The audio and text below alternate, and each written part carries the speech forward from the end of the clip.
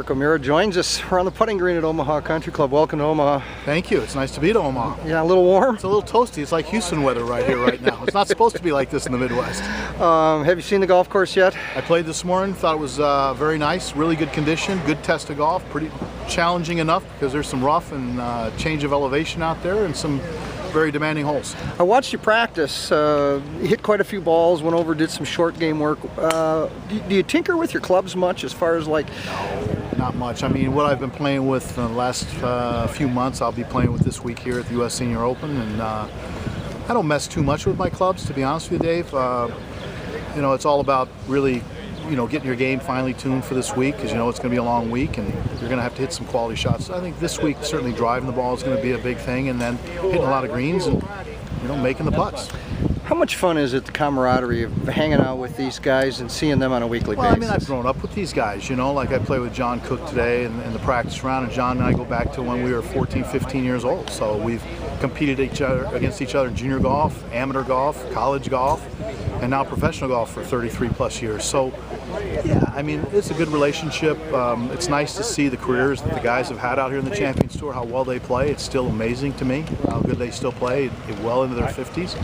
And I'm just one of those guys trying to do the same thing. How do you stay motivated to strap it up week in and week out? I think the pride issues more than anything. I mean, most golfers to get to a level, especially winning tournaments on the regular tour or winning major championships, have a lot of personal pride, and that's kind of, I understand the money aspect of it and all this, but you're judged on the money list or how many tournaments you win. But a lot of times, your self-pride is what you play for. And as you look back, obviously you're playing the Champions Tour now. You still play some PGA Tour events. I do. Yeah. I still play the Masters. I'll be over at the Open next week at Muirfield. Still play there for a few more years, and then start to shut it down. Hey, you know what? You still got a lot of game. Obviously, you don't feel like you're going over there for nothing, right? You got a chance to play well. I mean, my goal is when I'm playing against the young kids, to make the cut and have a good finish and see what happens. Do I think I can win? I think if I have everything lined up and I play well, why not?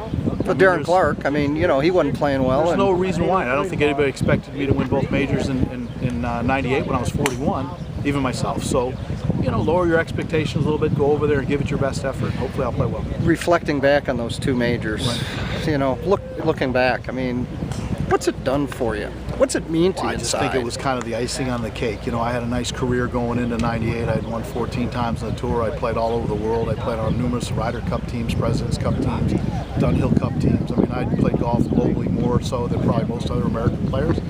So, man, I was a lucky guy. And then to kind of polish it off with that, to be the oldest guy to ever win 2 majors in 1 year. And I played well later that year at Sahalee. I think I finished 3rd, maybe 4th when VJ won. So, '98 was a special year. Be voted Player of the Year by my peers.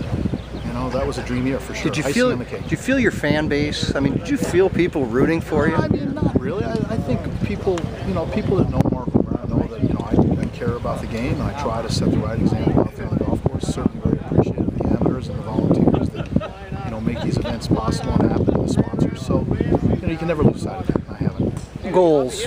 What's left for you? Well, I'm disappointed I haven't won more in the Champions Tour, to be fair. I've had a lot of seconds. I've had 2 wins, but 13 seconds. That's disappointing. So my goal is to try to win. Certainly try to win this week here. It's not easy to win on any tour, let alone the Champions Tour.